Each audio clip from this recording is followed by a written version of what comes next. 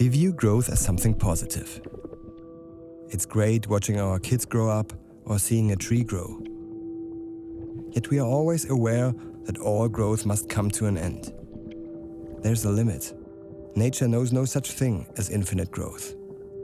This rule seems to apply to every kind of growth but one. Economic growth is somehow supposed to continue indefinitely. We believed then and now there are no limits to growth and human progress when men and women are free to follow their dreams. And we were right. If that growth fails to materialize, we panic. But why? As one person recognized 150 years ago, growth is the fundamental principle of our economic system. Capitalism only works when the economy grows. But Karl Marx recognized something else as well. It is this growth that will eventually destroy the system itself. And today, have we reached that point? Is the system about to collapse? Or might infinite growth actually be possible?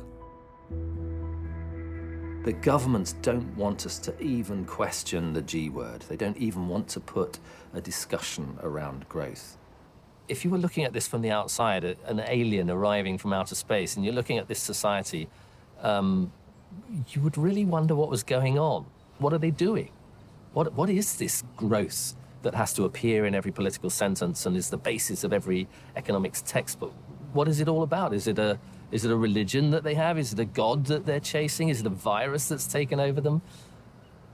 And what is this visceral fear that emerges as soon as growth starts to go away?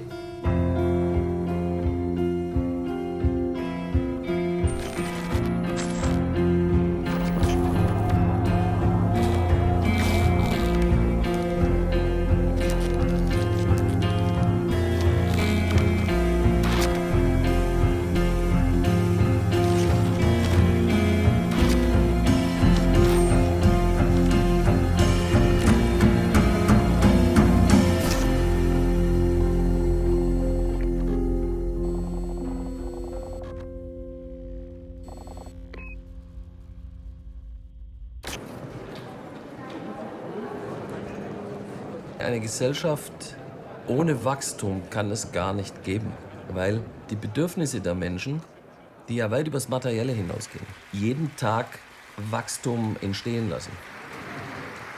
Portugal, Wirtschaftswachstum, starkes Wirtschaftswachstum in Spanien, ein ziemlich einzigartiges Wirtschaftswachstum in Europa. Und deswegen, glaube ich, ist die Politik fasziniert von der Wachstumsdebatte, weil man dort einen Begriff hat, mit dem sich Politik schmücken kann und gleichzeitig Zustimmung beim Wähler und bei der Bevölkerung bekommt.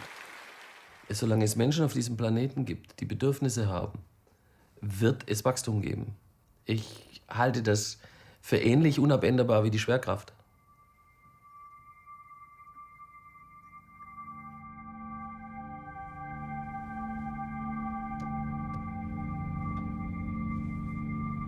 Where does this unshakable belief in economic growth come from? Has it always been there? Is it really part of human nature?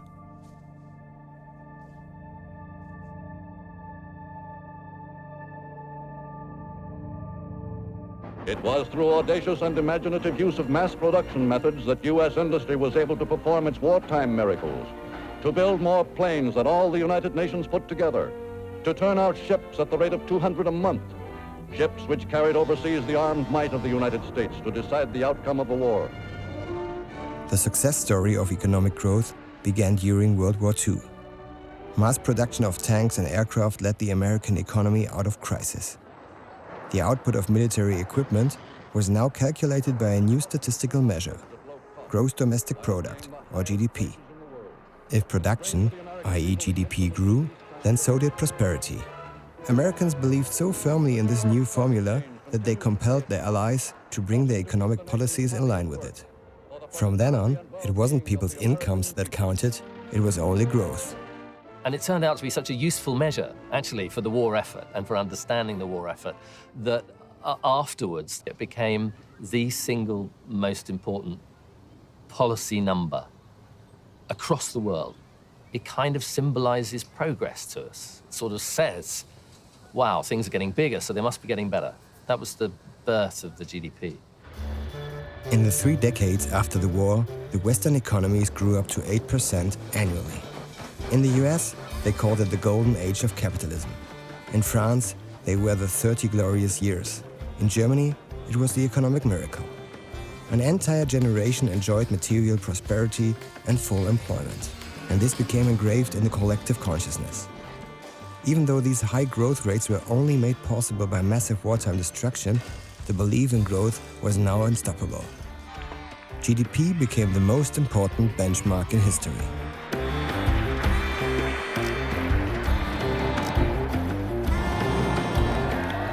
And the economy and the growth of the economy was doing a good job for us when we were young, if you like, when as an economy, as a society, we were young. And one of the really important things to say is that there are some societies where that is still necessary, where you still need that growth, where you still need food, clothing, and shelter, where there are very, very poor, undernourished people living on less than the price of a skinny latte from the cafe downstairs. And that's a situation where growth makes some sense. But the idea that as human beings, all we want ever is more and more stuff doesn't really stack up. So after a certain point, you have to ask yourself, well, how much is enough? How much more do I need to grow the economy to satisfy human appetites?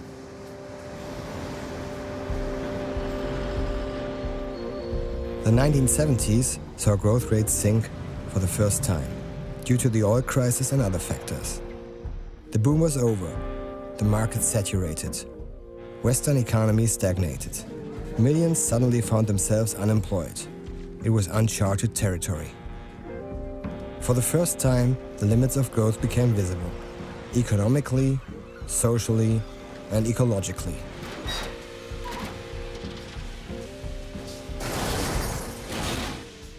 We do have some understanding about growth.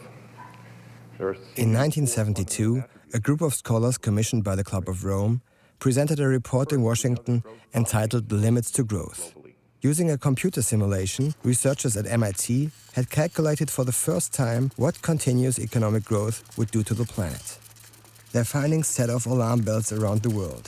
When resource consumption is doubling every 20 years, for the first time, people were confronted with the fact that economic growth could also have negative consequences, and that the planet's natural limits would soon be reached. The success story of growth was in crisis. We've reached levels of prosperity which carry the seeds of disruption and necessitate a complete relook at the whole world's social, political, and other situations. The Club of Rome report sold 30 million copies and became a global sensation. And yet, soon the scholars themselves came under attack. Their calculations were decried as irresponsible fear-mongering, because it's impossible to admit the unacceptable. The success story of growth must continue.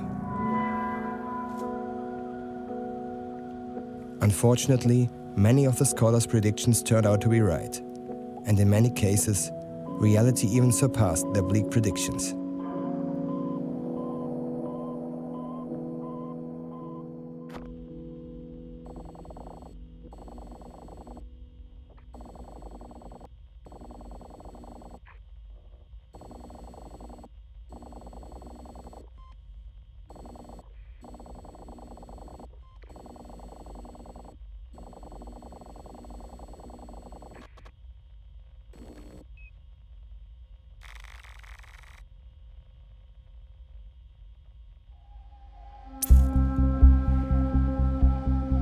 As the Club of Rome report was causing an international uproar, the Brazilian rainforests in the Amazon basin were still nearly untouched. The huge Brazilian state of Mato Grosso, largely populated by indigenous people, consisted of forest and savanna. Today, not much of that is left. Since the mid-80s, progress, aided by international investors, has been eating away at the rainforest. 35 football fields of forest disappear every minute. It's been the same story over and over again. Lumberjacks move in first, then cattle breeders, and finally the soybean barons.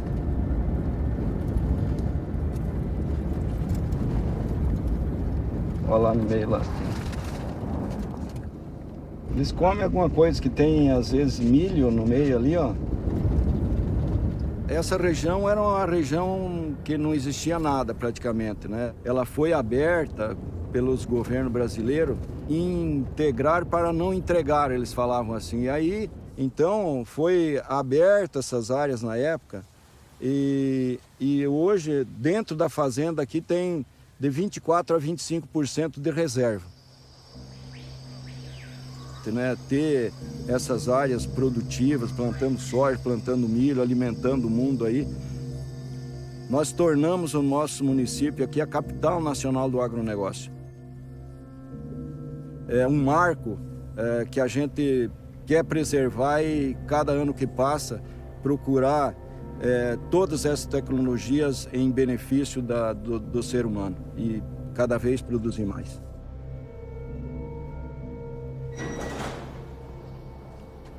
E hoje, em termos de avião agrícola, é um dos melhores, né?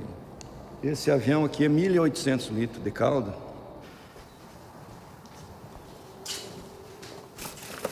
Isso aqui é glifosato. Aqui é da Basso, né?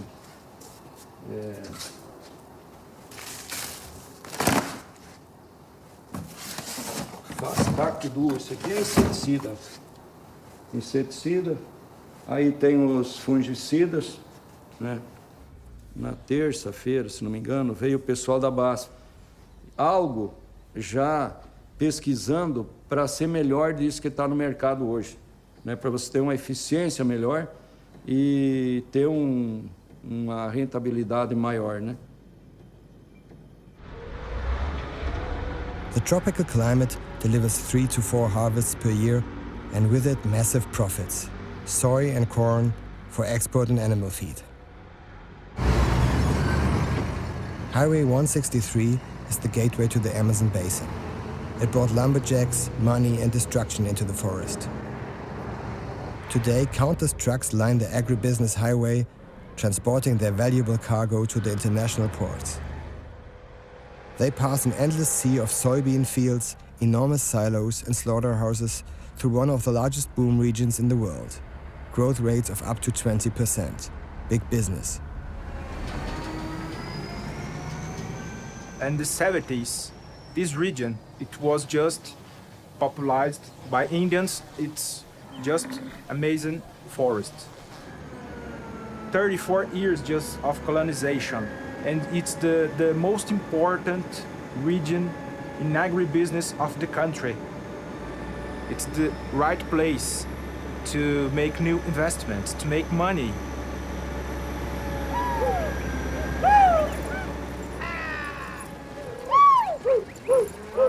Here is the most important and biggest feedlots in this state of Mato Grosso. The cattle, a good part, is exported to Russia, China, and other countries. Here we work, it's just classify the animals.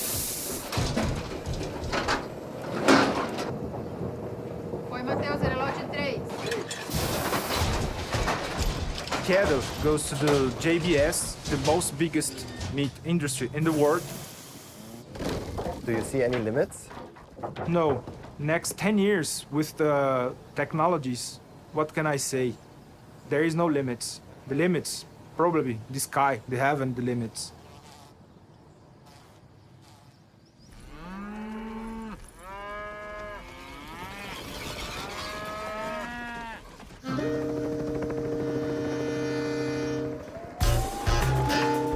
In response to the crisis of the 70s, economic policy underwent a change of course. New growth had to be found, no matter what the cost, even if that meant unleashing the primal forces of finance capitalism. These had been contained after World War II because they were held responsible for the Great Depression and the war itself. Monetarism was a new magic word. And monetarism was the idea that if you put more money into the economy, liquidity it was called, that additional money in the economy would help real investment, that would help give us more production, it would allow us to consume more goods, and we would get growth back again. So this little hiatus, if you like, in the 70s, primarily caused by the oil crisis, led to a a transformation in the economics of our societies, and in particular how we think about growth and how we think about stimulating growth. Governments deregulated financial markets. Banks, insurance companies, and investment funds gained in influence and were now allowed to gamble with currencies, stocks, even with people's retirement funds. Capital was let loose, and the financial sector was flooded with money.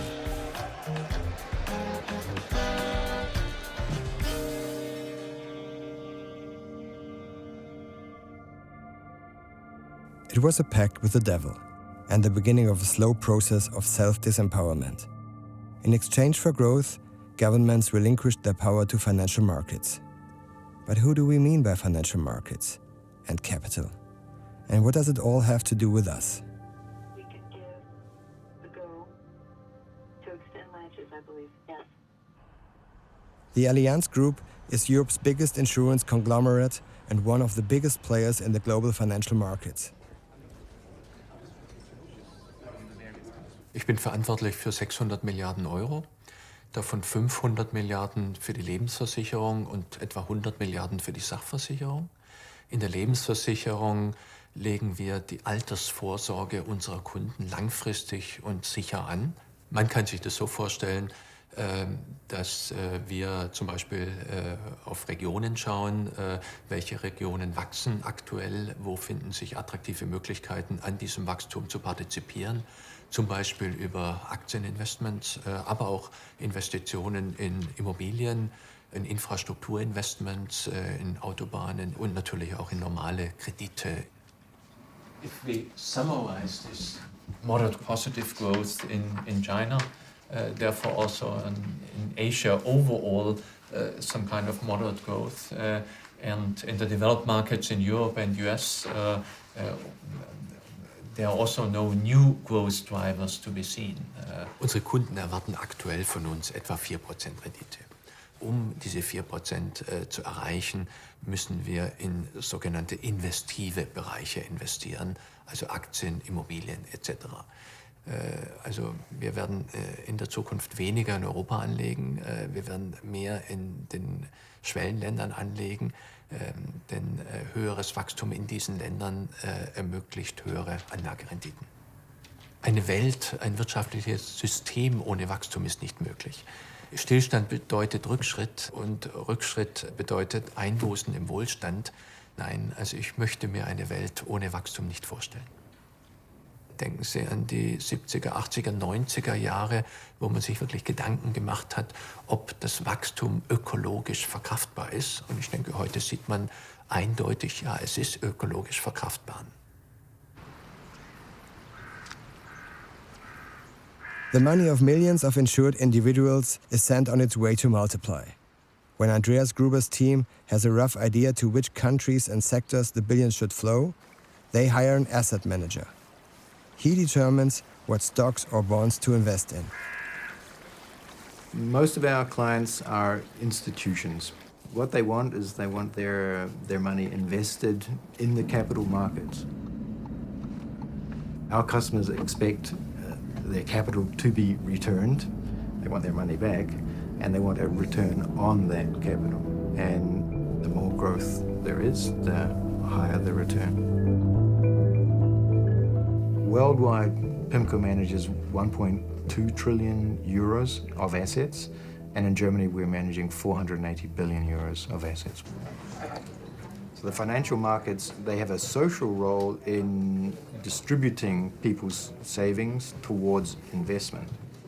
And that investment is usually a form of debt. So when you take out a loan, for example, to buy a house, that loan could end up in a bond, and we could end up buying that bond. So growth is important so that individuals and companies who borrow money in the capital markets can actually pay those loans back. That's pre-trade. Yeah, but you wouldn't say 20 pips, wouldn't you? Imagine a world with zero growth. That's a world in which pretty much everything gets frozen. If you haven't got a job in this new world with no growth, bad luck. You're going to have to wait for somebody to retire before maybe you get their job. A society without growth probably won't work at all. Not for long. It will degenerate into collapse. Without growth, societies will descend into chaos, according to the financial and political elite. But is that really the case? Isn't it rather their blind faith in growth that leads us to chaos?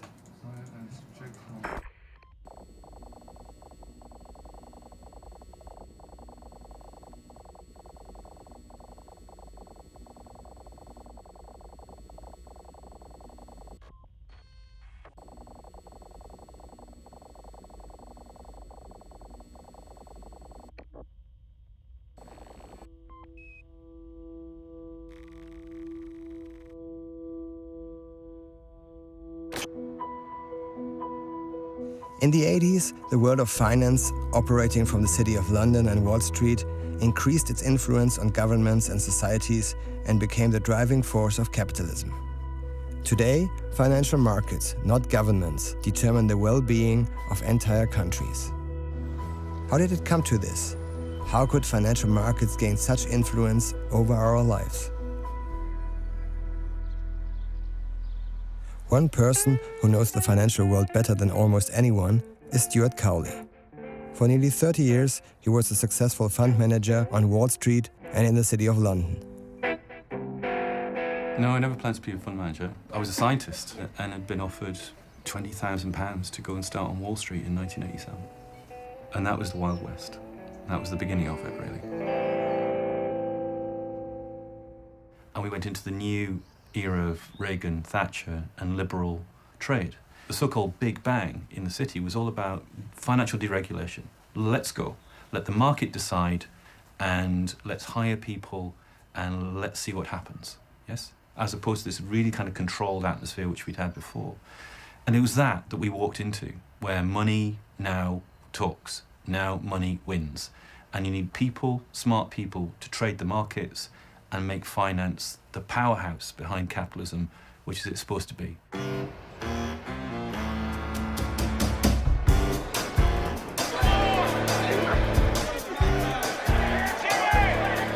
The plan seemed to work.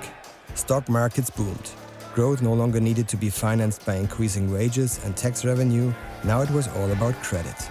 Governments and individuals were to take out loans from banks and investors so that they could be good consumers and thus generate growth. Credit cards come along, overdraft facilities, lending for houses becomes widely available. And it's at that point that it explodes. That now it's not just the very wealthy who have access to all these things, consumerism. It's now people lower down the income scales as well. And if you look at money supply and the supply of credit in the early 80s, it just explodes.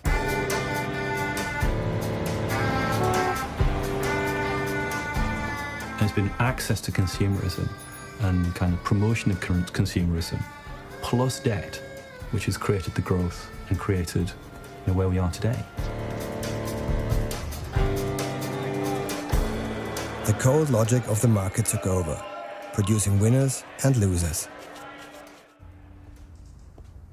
One of the people who knew best how to profit from this new logic was Donald Trump. I really think I have an instinct, but I don't think it's the instinct of a shark. I think it's the instinct of maybe getting what I want or knowing how to get what I want. Only a few recognized the profit opportunities in this new era, as well as Donald Trump. He made large-scale purchases of derelict New York apartment blocks and promised to transform them into luxury hotels and apartments. He received financing from banks, high on the market boom, and through the largest tax break in New York City history. Trump himself paid practically nothing. Manhattan is an incredible place where you build a huge building and it's sold out in a matter of days. I mean, you build a building with literally 300 or 400 units. I'm building a building, it's one of the hottest buildings anyone's ever seen. It's just selling like hotcakes. Manhattan itself is becoming a place of the rich, period.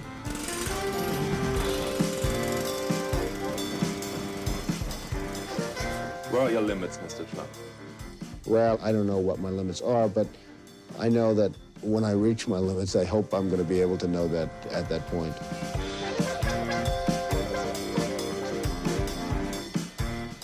The genie was out of the bottle. The brave new world of financial capitalism could no longer be constrained, and great efforts were made to sell it as a controllable and secure system. The whole industry is based around a kind of an illusion, and the illusion of certainty. There is a vested interest, if you like, inside of the system as it is, to project knowledge, and extra knowledge. But they really don't have any more knowledge than probably you do. The Bloomberg company from New York plays a central role in the financial system. Since the 1980s, Bloomberg has provided stock traders and bankers with lightning-fast price fluctuations and finance data from around the globe, making it one of the world's most influential media companies. Around the clock, Bloomberg's news agency and stock market channel broadcast the glad tidings of the free market. Our role in financial markets is as a provider of transparency. We provide a huge amount of data, huge amount of numbers on markets, on economies, on companies. Providing a chronicle of capitalism, telling the story of money, is vitally important to Bloomberg and central to what Bloomberg does. We're trying to make a real-world feel for people so that they understand what's happened and why it's happened and what may happen next. Economic growth data is one of the most important numbers we look for. It provides a football score on the state of an economy. Steady, solid growth in financial markets is usually reflected in solid, sustainable growth in economics, in demand, in jobs markets. The reason is that people feel wealthier. If you look at the textbooks, there should be no limits to growth. But if you look in the newspapers at the moment, you get the feeling there is a break on growth. The central question now is whether we're in a cyclical slump or whether something structural is going on. Lower, biggest drop since 2008. And do you have a personal opinion on that? I don't have a personal opinion. I'm a journalist. I do, but I'm not going to share it.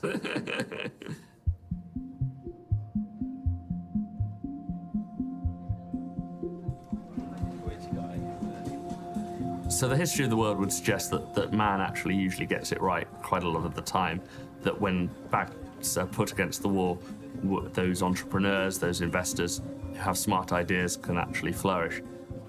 Yes, the world can reinvent itself. It has done so multiple times in history. You can usually bet on the human being to find a better future. All these information systems empires are based upon people remaining to have confidence in the information that they're giving out and the promotion of the ideology and the narrative which finance is based around, which has increasingly become this kind of game show approach to things. For a period of time, everybody wins. And then, as a number of economists, Marx, Keynes have pointed out, is eventually all these manias go up a lot and then they crash down. So there was heavy lobbying by the financial sector on the government to ensure, actually, that this financial sector growth could continue. And governments believed that it was in the interest of the economy because everyone told them, monetarism told them, that if you had all this liquidity in the system, then you must be growing your real economy. But actually what was happening within that system, rather, was that you'd freed up all this money, which was then used to bet on the increases in the value of certain companies and certain shares and of money itself in the system. And the people who were doing that betting were not only profiting from it, but they were also the only people who were regulating the system. So it created a huge, unstable and incredibly unequal system in which the rich got very much richer really very fast. For decades, society has been transformed into an enormous market to which there's allegedly no alternative.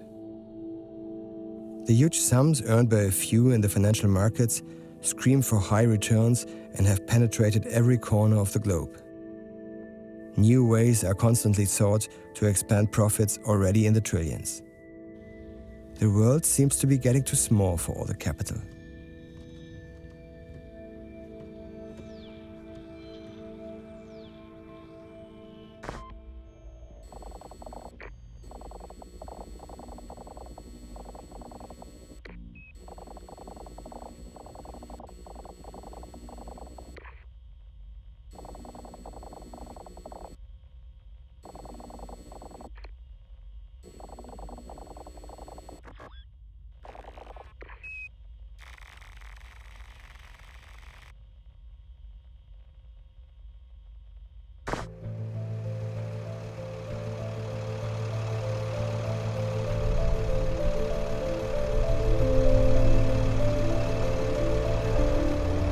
When I was a kid, I couldn't afford to fly in an aeroplane.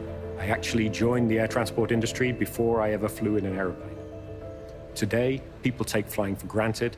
It shaped the way we buy goods. It shaped the places people go to. It shaped the meetings between people and different cultures. Over the next 20 years, we expect the world to need 32,000 new civil aircraft. At the moment, around 1 billion of the people who live on our planet fly by air regularly. The remaining 6 billion don't yet fly by air. And it's these people who will be tomorrow's passengers and tomorrow's customers, in addition for those of us in developed countries who take flying for granted.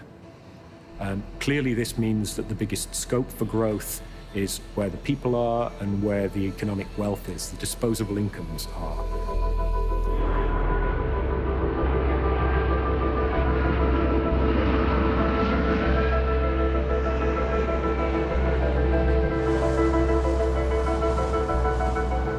We have delivered over the last 6 years more than 100 brand new airplanes to the airlines in China.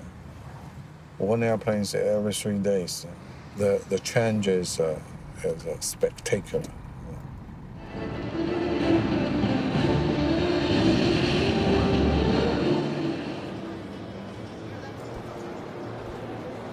韩总，你这一来，这是灵气全都带动了。没有，我们人无养武。330好像在中国要也是在这儿整装，照张相吧。来，陈总，你给我们也算一个那个。Well, currently we have slightly more than 200 airports in China in total. And every year, in the range of 10 or 15 new airports will be built. Imagine if everybody can afford the travel expenses, even a peasant with low-cost business model, a worker is willing to travel by air. The market is fantastic. You can't imagine. And I already seen the sign of that. That's why when I look at, every time I'm asked about the perspective of the market, I cannot measure the dimension of this market when I have the reference of 1.4 billion, which is even more important than the whole of Europe. But more air traffic means more pollution. What do you do about that? We made every single effort to try to reduce those emissions. But if we look at the social benefits, at the economic benefits the aviation industry bring to the humanity, and then people may think differently. We are trying to make the world smaller and smaller, to make it a real village.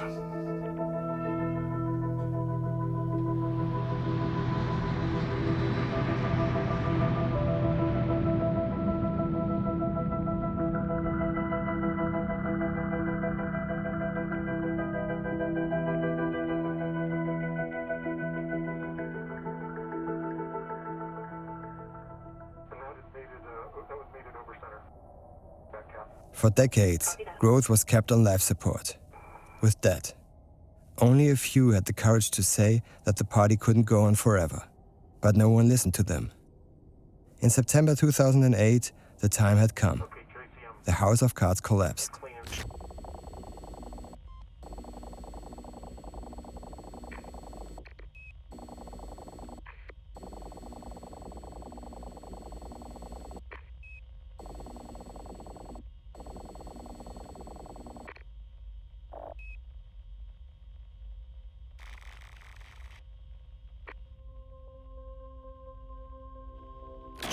It's a Black Monday for the American capital market.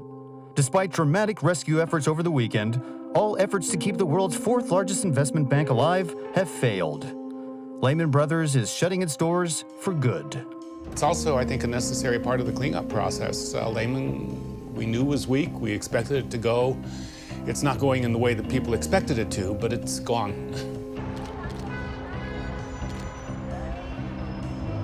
the long run, I'm confident that our capital markets are flexible and resilient and can deal with these adjustments. Just tell us how you're feeling. It's awful, I know, but... It sucks. But did you see it coming at all? No, I didn't. There was a deep shock in the system. There was a sense of, my goodness, we can't let this happen again. Governments have to have a better handle on this system, and for a while, there were attempts to do that. It lasted probably a matter of a few months. In fact, by the end of 2009 and into 2010, the very same companies that had been responsible for some of that disaster were still engaging in those same kinds of risky trading procedures that for a while had been stopped in the wake of the crisis. So we learned the lesson, but then we forgot it again. The financial crisis was a huge opportunity for governments to free the world from its dependency on financial markets and to change the system. But they wasted it. Instead, they did all they could to revive the old system, spending trillions of dollars to save the banks. Then something incredible happened. The banking crisis miraculously became a sovereign debt crisis. Private debt became public debt. Governments and their citizens were subjected to austerity policies under which millions of people suffer to this day.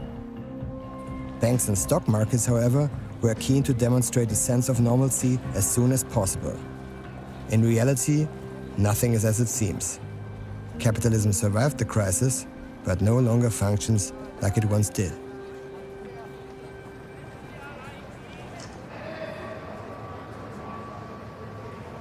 Even though it's not as busy as it used to be, this is still the center of capitalism. You could look at all the tourists who are outside the building taking pictures. They all still believe this is the center of capitalism.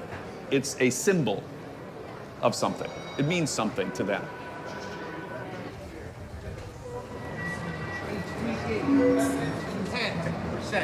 I'm sort of like the weatherman for the stock market. I come in every day and try to figure out what's going on in the stock market. I talk to trading desks, I talk to analysts, I talk to people who know a lot about the stock market, and I go on the air and on the internet and explain what's going on. So every day I come in and try to figure out which way the wind is blowing on Wall Street. Famous celebrity.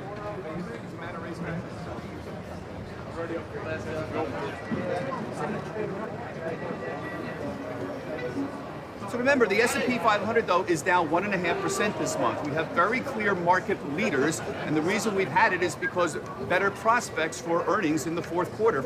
Remember what the market leaders have been? Energy, tech, and banks. Lagging today, energy, techs, and banks. That's interesting. Thanks, guys. Nancy, you know. Hey, Bob, let me just change your battery. You can't come up and say, well, the markets are just drifting around. There is no real meaning of anything that's happening today. Back to you, Sue. That won't make any sense. Nobody's going to be interested in that. Human beings want stories. They don't want an endless list of numbers. Nobody's impressed with a list of numbers. They want to know what's going on. Tell us in plain English what the markets are doing. And that's the real skill set. And often that's not easy because things are very complicated. People have always claimed that capitalism can be evil and capitalism doesn't help people. I completely disagree. What I see in the last 150 years is millions of people have been lifted out of poverty. I personally am a true believer and still believe that the system works well, and I'm committed to that system.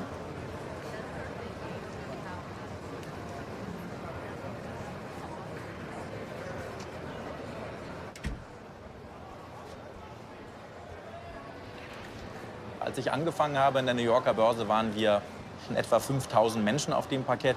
Geld steht immer noch im Mittelpunkt, aber die Menschen sind im Zuge der Technologisierung fast vollends verschwunden. Wir sind statt 5.000 jetzt nur noch ein paar hundert. Sicherlich die Fassade nach außen ist immer noch die New York Stock Exchange und das sieht alles sehr ehrwürdig aus und das ist furchtbar wichtig. Aber im Prinzip sind es jetzt die Maschinen, die das Rennen machen bei uns. Früher sind die Aktienkurse deshalb gestiegen, weil Unternehmen mehr Gewinne erwirtschaftet haben. Wenn die Gewinne eines Unternehmens steigen, weil dann steigen eben auch die Aktienkurse. Ich glaube, das kann man nachvollziehen und da haben wir immer noch auch die Verbindung zwischen realer Wirtschaft und Börse. Wir haben in den USA seit langer Zeit bei den großen Konzernen überhaupt kein Ertragswachstum. Im Gegenteil, die Gewinne sinken, trotzdem steigen die Börsenkurse. Der Aktienmarkt bläst sich immer weiter auf und koppelt sich von der echten Wirtschaft, von der Realität ab. Die Tatsache, dass hier Dinge passieren, die wir alle noch nicht erlebt haben, bei denen wir deshalb vielleicht auch nicht wissen, wie wir damit umgehen müssen, wenn der Schuss mal nach hinten losgeht, das sorgt zweifelsohne auch bei meinen Kollegen auf dem Parkett, wie auch bei mir, für eine gehörige Portion Angst.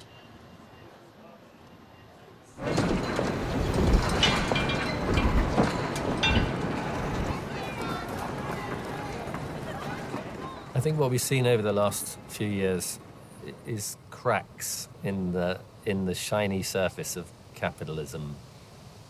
And at first that's what they look like. You know, they just look as though something not quite right on the way the light reflects off it. And as you look more and more closely, you see this. You see that these cracks go right to the heart of the model. They go right to the heart of the basic ideas of capitalism. Does capitalism still work? Can the system deliver what it promises? Providing growth, jobs, and prosperity for all?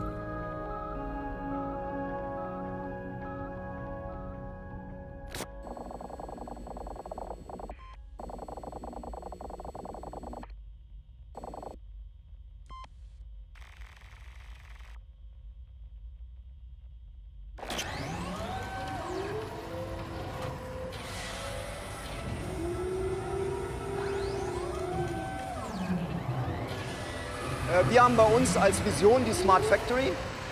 Unser Ziel ist es, dass wir eine vernetzte Produktion haben, die in sich miteinander kommunizieren kann und sich selber optimiert.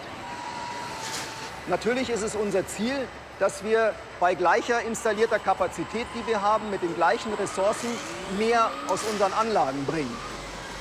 Wenn wir nicht wachsen und wenn wir nicht profitabel sind und unsere Arbeitsplätze nicht sichern, dann werden das andere tun. Andere werden es auf jeden Fall tun, ja, an der Stelle.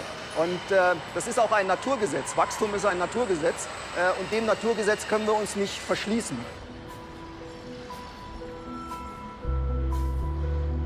Ever since the Industrial Revolution, machines have been replacing human labor, thereby causing great societal upheavals. But until recently, they had only replaced the physical labor of humans. Now machines are capable of doing what makes us humans unique. They are able to think. It's a completely new chapter in human history, which will have massive consequences on how we live and work.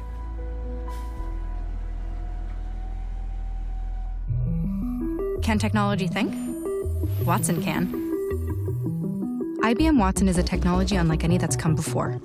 Because rather than force humans to think like a computer, Watson interacts with humans on human terms. You don't program Watson, you work with Watson. And through your interactions with it, it learns, just like we do. Ja, die lernen. Ja, es sind Selbstlernende, das kann man vielleicht noch dazu sagen. Selbstverständlich steht im Zusammenhang mit dem Begriff kognitiv auch der Umstand, dass diese Systeme und auch die Komponenten lernen. Und damit wir zum Beispiel, wenn es darum geht, einem solchen System Inhalte beizubringen, längst an dem Punkt sind, wo wir nur noch 1/3 des gesamten Kontexts interpretieren helfen, damit das System beginnt zu lernen und dann große Teile dessen, was außerdem noch erfasst werden muss, vom System autark erlernt werden. Are you interested in talking about how I express and understand emotions? I can express emotions with my voice, gestures, and talent, as well as the colorful lights in my eyes and on my shoulders. As you can see, I'm a humanoid robot created by Algorithmic. I'm a sophisticated combination of hardware and software designed to interact with humans and bring them joy. Thank you. You're welcome. Wir sind nicht dabei, uns in irgendeiner Form selber abzuschaffen. Im Gegenteil, wir heben eigentlich nur den Level, auf dem wir unsere eigene Kreativität zum Einsatz bringen, an. Und das halte ich für ein extremes Privileg. In the future, algorithms and robots will be able to carry out nearly every routine task previously performed by humans. millions of jobs will vanish. These new technologies do provide economic growth, but not much in the way of jobs. And that could endanger capitalism itself. Who will be able to purchase all the nice things mass-produced every day when there are not enough people who can pay for them with their wages?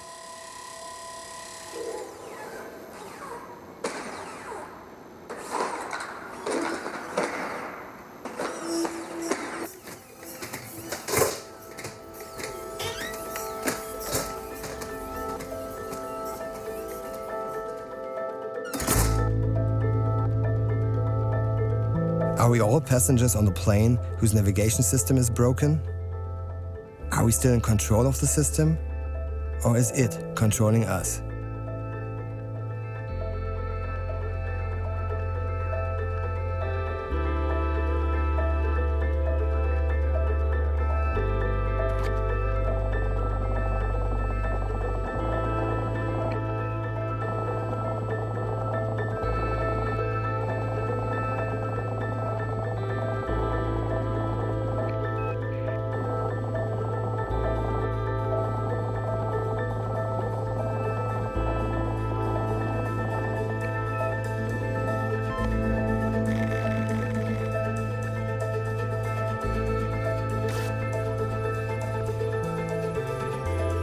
In financial markets, algorithms have long since been running the show.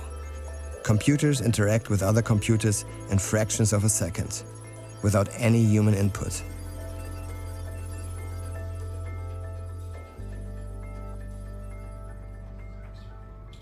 In this room, that's what we do here. We have an on-off switch, right? There's really no human intervention. I really don't believe in leaving the room and letting something trade unattended. It's about being there with the creation that you've worked on. Even if I don't know, you don't control it, but you watch it. Is it doing everything that you designed it to do?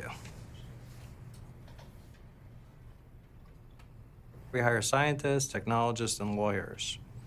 We don't hire MBAs, we don't hire economists. So I'm gonna have to say there's really not much of a connection. I mean, if there was a strong connection between the two, you'd think that firms in my space would have need for, people with that kind of, economic background.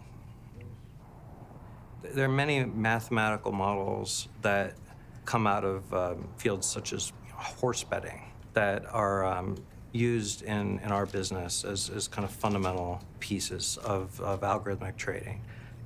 We somehow project in our capitalist society this idea that this is a safe environment for people to build up their retirement on. It's actually a hyper-competitive environment, and depending on the product, there's sometimes I feel safer going into a casino than trading certain products in our space. I mean, it is a very different world than the way it's advertised to the general public.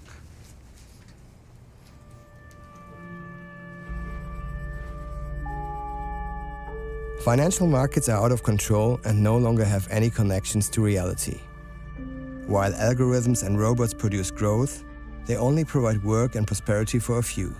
And it's this growth that's destroying our future on the planet. The signs that something has gone wrong with our system have become impossible to overlook. So why do we consistently ignore them?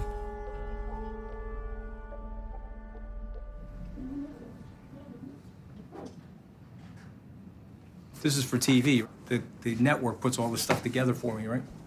I'm telling you, I'm dressing a lot better now than I was before I did television, because they even hire you a stylist.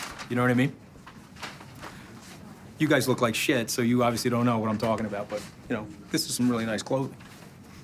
All right, come on in. The most powerful name in financial television, Wall Street Week, is back. You have some news? Skybridge actually purchased the rights to Wall Street Week. Skybridge Capital and its managing partner, Anthony Scaramucci, are reviving the iconic Wall Street Week program. It's a show about money, developed by people who work in money. I view myself as a capital artist, okay? This company that I've created is my canvas. I know you guys in the media don't like capitalism, but someone's had to pay for the camera and the microphone. So, I mean, at the end of the day, the capitalist system is the only system that we've been able to design that works. Let's talk about growth, okay? There is a perception right now in these elitist academic salons, okay, that we're not gonna grow anymore. Well, that's just flat out wrong. If you study 5,500 years of human history, we know that human beings are designed to have great intellectual curiosity and to innovate. There are so many things that we're gonna do over the next 50 years that's gonna shock everybody in terms of our capability. We're gonna pull asteroids down from the asteroid belt that are loaded with platinum. That will probably be where the first trillionaire comes from. We're gonna unlock the ability to stop aging or to destroy cancerous cells in our bodies. All of this innovation is ahead of us, and there's a tremendous opportunity for growth. You're gonna grow as long as you get the tax policy and you get the economic regulations right, and you create the incentive to grow, and you send a message from Washington that we're open for business. You wanna see 3% growth, 4% growth, you gotta change the academic view of this stuff and talk to real-time practitioners that understand how to grow businesses and create innovation in the economy. There will always be growth on the planet. There will always be a jagged line upward for human beings because that's been the case for 5,500 years. And as long as we don't blow each other up with nuclear weapons, it will be the case for the next 5,500 years.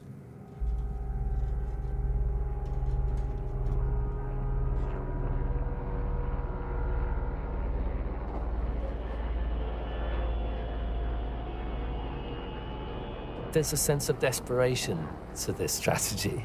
There's a sense of having, for a decade or so recognized there might be some limits to our ability to continually grow this system.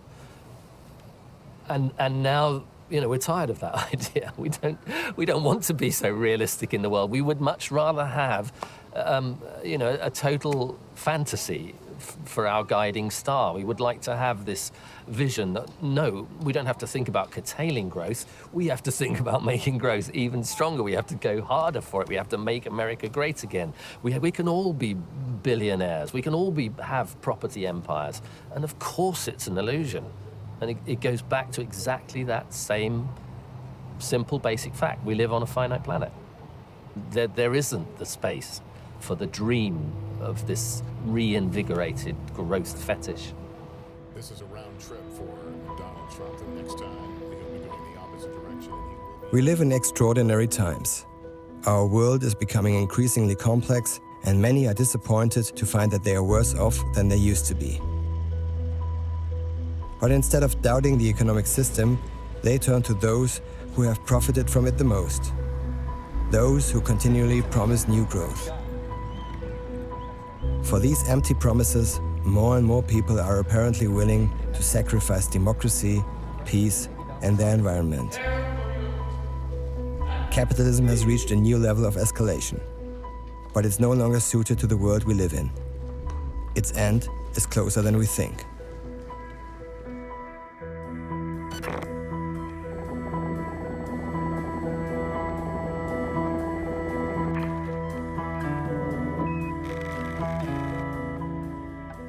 Are you an optimistic or a pessimistic person? I don't know. I don't know that I've ever reflected on it that way. You can't do this to me at this point in an interview. Am I an optimist? Yes. Optimism is an act of will. Optimism is what a football team has to hold to the very last minute, even if it's a goal behind, if it wants to win. And I think Gramsci once said it's pessimism of the intellect, it's optimism of the will, and this is not just a snappy thing to say. It's actually the most constructive thing to say. We gain nothing really from pessimism, and we gain everything from being optimistic about the future.